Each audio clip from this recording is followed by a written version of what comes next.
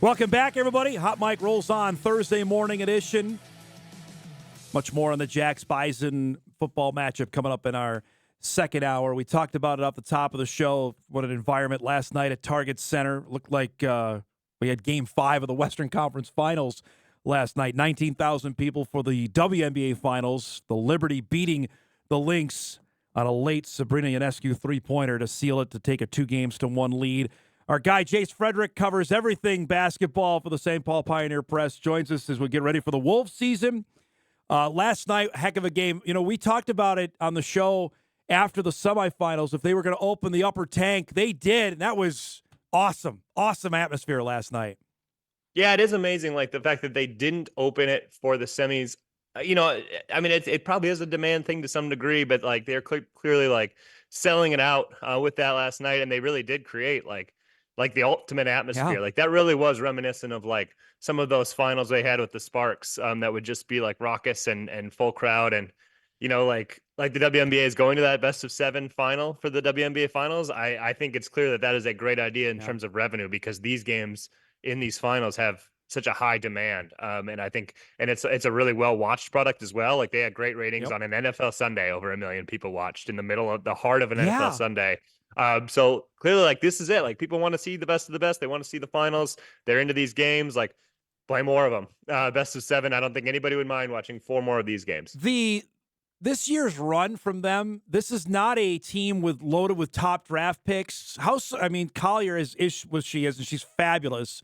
How surprising is it down in the Twin Cities that they're still playing? Yeah, if you look in they have a number 2 pick. It's Diamond Miller, and she's not in the rotation. Yeah. She exited the rotation with an injury, and then they kind of found a groove without her. And so, yeah, like, their only high pick doesn't play. It is a little surprising in that I think, you know, they were a good team last year. And I think you could tell that they had good pieces, and, like, people liked Courtney Williams as a free agent acquisition.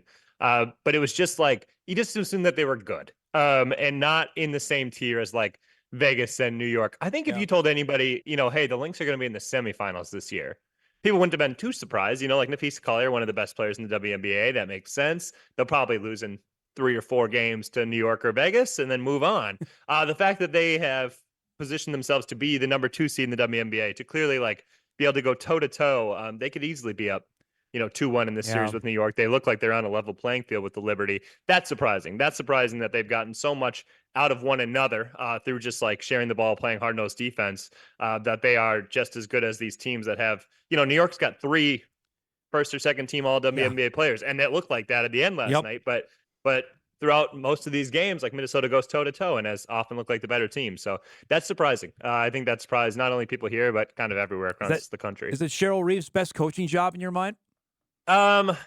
You know, I honestly still think that the bubble was her best coaching job, because, like, Crystal Dangerfield was Rookie of the Year, and she's not been in the like, she's hardly been, you know, like, a fringe rotation player in the WNBA since then. And she was maybe, like, their second or third best player, and they had a bunch of players step up, and all of a sudden they were a semifinal team, where if you look at that roster, you go, how? So Demiris Dantas, like, that was her best year. Like, so I still think that one was, and she would probably disagree, and she'd say the bubble was different, but I still, like, look back at that team, and I'm amazed that they did anything. So I would say that one, but this one's a close second in my mind. Fun to watch. We'll see. They get tomorrow night, and I brought this up off the top of the show. Game 5 is Sunday night at 7, which you're going up against an NFL game, potential baseball game. If they get there, Jace, I'd be really interested to see how many eyeballs are on a Game 5 on ESPN next. Frankly, put it on ABC, man. I'd love to see that, you know? And we're seeing more and more networks do that, right? I mean, like, we're seeing ABC take on so many more Monday night games. I'm a little surprised that they wouldn't go that route. And frankly, like, those decisions can kind of change, right? Like, you know more than I. But yeah, I agree. And I wouldn't be surprised though if it does pretty good numbers, because, like I said, like, very good ratings for Game 2 in the heart of an afternoon where, you know, people have their own, like, favorite NFL teams to watch and whatnot. So I think it would do good numbers, but I agree that, you know, if you could find a different time slot for it, might be better. But there just aren't that many options. You know, Monday would be Monday Night Football, you know, like Sunday afternoon, whatever. Like, and you got to play it at some point.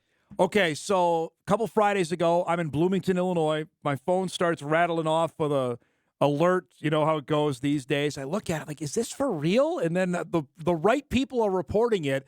So on a scale of 1 to 10, 10 being the most surprised, was it like a 25 for you that Karl Anthony Towns got dealt? It was definitely a 10 in terms of the timing. Like Yeah. I didn't think it was going to be this offseason just because of the success they had last year. Had they even lost to Denver, I would have been more like, okay, I think they'll be probably see like, hey, if we want to raise our ceiling, or we've seen how far this can kind of go. But the fact they got to the West Finals, and just want to. I kind of figured they would want to run it back and see like, okay, let's Yep. just see if we can make the push, make that last step with the same group.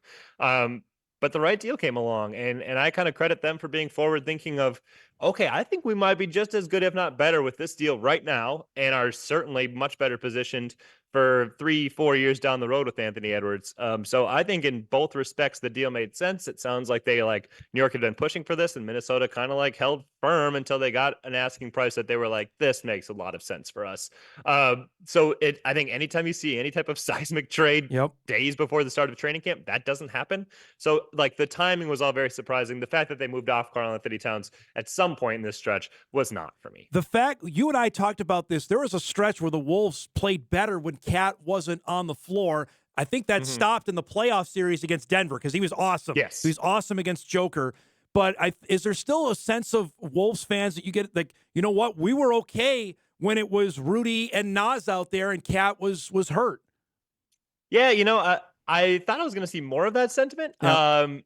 It was not. Yeah. And I think people have like accepted it a little bit more now, but so much of the thought I think was like, wow, the Wolves are just doing this for money, Yep. like blah blah blah. Ownership isn't willing to pay all these things, even though like these same people who maybe were frustrated at times watching Karl Anthony Towns play, they kind of that Denver series stuck in everybody's head of like, oh, okay, like this is our second best player, blah, blah, blah. This is like an all NBA, all star player. We can't be giving this guy away. But I agree with you. I think he came back after that injury when the Wolves played well. And I think it was kind of eye opening for him of like, oh, here's what needs Yeah. to be done. Yep. Here's what I need to do to fit in. And it was great that he did that. And he did everything that was kind of asked for him in those playoffs. He just missed some shots in the West Finals. That happens. But I think there was a question of like, is that who he is now? Or was that what he did for a few weeks post injury? Yeah, I definitely think this team can have plenty of success, and probably will have plenty of success even without him because Julius Randle and especially Dante DiVincenzo are really good players that they got back. But Karl Anthony Towns, there was no doubt about it. Like he was huge in that Denver series last year. They don't beat Denver without him. Yeah. But I do think it's kind of matchup specific as to whether like you needed him to win any specific series. There is a 0% chance I would watch a Wolves-Knicks preseason game until everything went down, and then watch Dante DiVincenzo is talking smack during the game. Give us the backstory of what this is all about that happened on Sunday night. Yeah, I mean, it sure sounds like, he just has not had a great relationship specifically with Rick Brunson. Yeah. Jalen Brunson he was in Jalen Brunson's wedding. Like he's super good friends with Jalen Brunson. But just like Rick Brunson, obviously assistant coach with the Knicks, doesn't sound like they've had like the best relationship. It's entirely separate apparently than his one with Jalen. But yeah, just like talking smack at the free throw line to Tibbs, and then Rick Brunson kind of like chirps in. I think Dante's like, this is not about you. And then post game, like Rick Brunson says more to him, and Dante and him start going back and forth. And Jalen Brunson's like, whoa, getting in between the two. So I do think, Dante probably has a little bit of like sour feelings towards New York for shipping him off. But I think that there's more of like a personal beef between he and Rick Brunson that just kind of flared up, given the emotions of the moment. We're watching highlights from last night. Julius Randle made his debut. For fans out here, Jace, that don't know about Julius Randle, give us the 401 on what kind of player the Wolves got. Yeah, really physical player. I think he'll add like a certain level of physicality. He's an excellent driver. He shoots a high volume of threes. The percentage will go up and down. I think people are worried a little bit about him being kind of a ball stopper. He is one of those like good playmakers, but he's going to be an isolation playmaker a lot of times, where like he will drive and kick to you. It's a lot of times what you see out of like an Anthony Edwards. So the whole thing for Minnesota is they played some beautiful offense at points in the preseason. And I'm just a firm believer that you can have one ball stopper out there, not two. But I think at times that's why Cat and Ant didn't work. And that's why I'm curious to see if Ant and Julius Randle work. But like he is a good player. He's a good offensive rebounder, which is something they could always use more of. He can push in transition more freely after he grabs defensive boards. So I think there are things he will help. And then there are other things I think that Chris Finch will have to kind of iron out if this team is to reach its max potential. I'm just curious to see like minute load between Gobert, Nas, Julius Randle. Yeah. Like Cat, you had to play like 34, 35 minutes. Can they get Randle down to 30 to boost Nas's minutes up? Those are kind of all things we'll have to see. Is this Too simple a question. Does that mean Nas moves into the starting lineup, or did they like him in that spot, even off the bench? Yeah, so I think that Nas Reed's the best fit in the starting lineup, but Chris Finch said like 2 days after the trade that Julius Randle has, through his career accomplishments, kind of earned that. Mm. So I wouldn't be surprised maybe if like Randle or Gobert is checking out 4 minutes into the game or something, especially if the starting lineup struggles early on in the season and they can kind of stagger, because Randle and Gobert, it can work, but like that is a pair that fits less, right, than like Nas and Gobert. That was one of Minnesota's best pairings last year, was those two bigs. So I wouldn't be surprised just to see Randle staggered a little bit more. Randle makes more sense with the second unit, but if it's just like accolades, whatever, like Julius Randle will start. I'm trying to become a better NBA mind, so I'm following everything this summer. In the Western Conference, how many other teams got better? The Spurs, I think, are going to be better just because Wembanyama's there, but Paul George left the Clippers. Like, who else can be to rise up? The Lakers, like, who else in the West got better this past summer?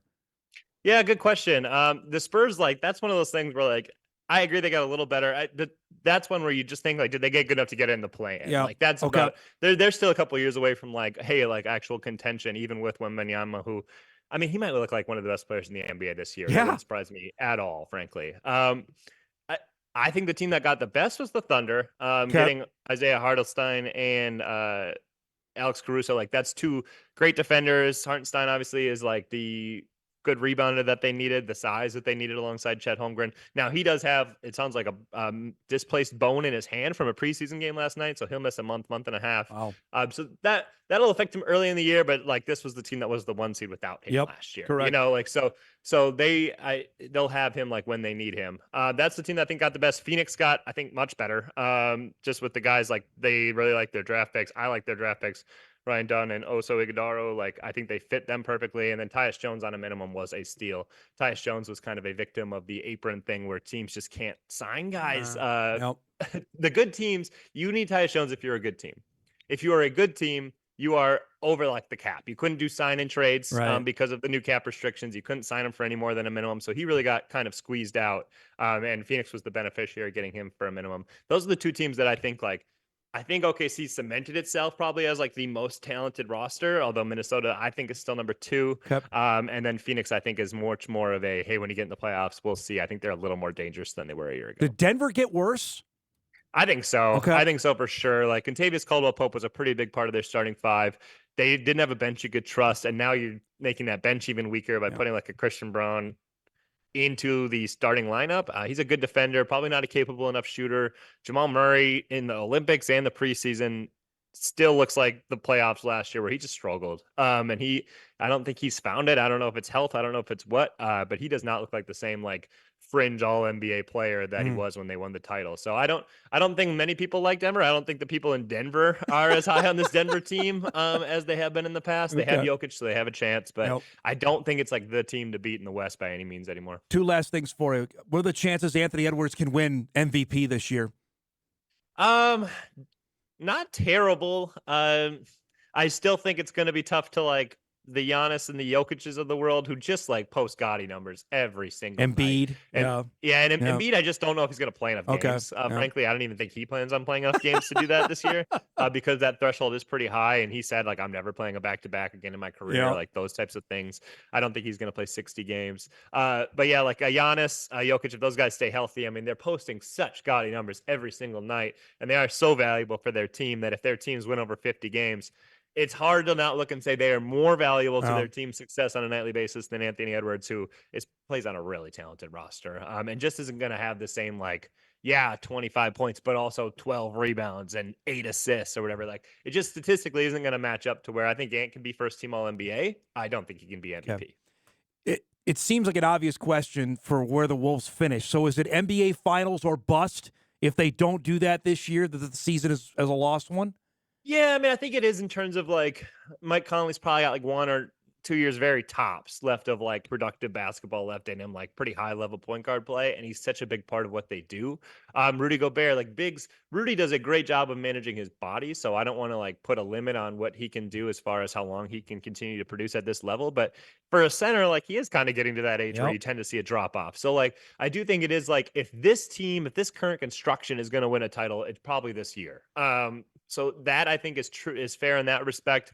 For this specific group, it's probably title or bust. I do think that deal they pulled now, having DiVincenzo on this pretty team friendly deal for this year plus 2 more, having that Pistons pick that could convey even this year if the Pistons end up being not terrible or in the years to come. Like, I think they have a longer window where I think had they not made that trade, it would have been like, okay, now your team's really going to start to deteriorate after this year.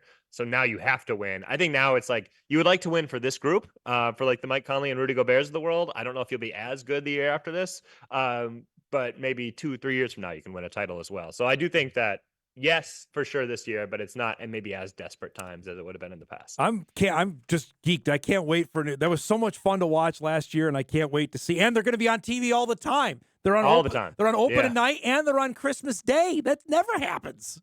No, it's definitely like the profile of Anthony Edwards says, and the team's success, but it is largely like when you have a really good team and the superstar that everybody else wants a piece of, like you're going to be on TV a lot, and certainly we've now seen it. I think we'd all been kind of waiting for it in recent years, and now the time has come. You're the man. I can't wait to do this during the regular season. Thanks so much for getting us ready. We'll talk soon, okay, bud? All right, sounds good, Dom. Have a good one. Jace Frederick from the St. Paul Pioneer Press covers the Timberwolves, Lynx, covers all high school sports as well in the state of Minnesota. Appreciate his time. Man, I am geeked now for Timberwolves basketball. It begins on Tuesday.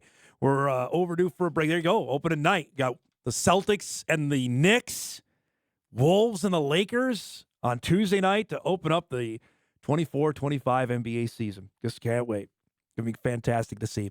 We'll break. We come back. We'll wrap up hour one. Big second hour on tap. Got plenty of emails to get to as well. Hot Mike returns. We're back right after this.